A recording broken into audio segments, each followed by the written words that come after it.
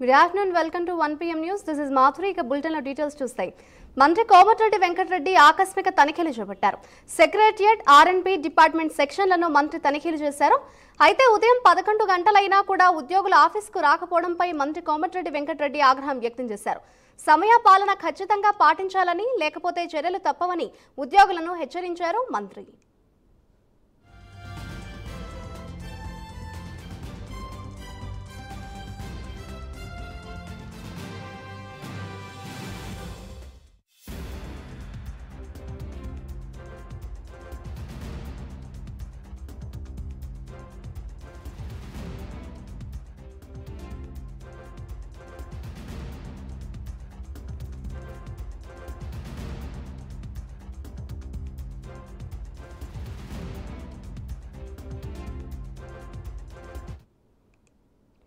మంత్రి కోమటిరెడ్డి వెంకటరెడ్డి ఆకస్మిక తనిఖీలు నిర్వహించారు. దానికి సంబంధించిన బ్రేకింగ్ న్యూస్ చూస్తున్నాం.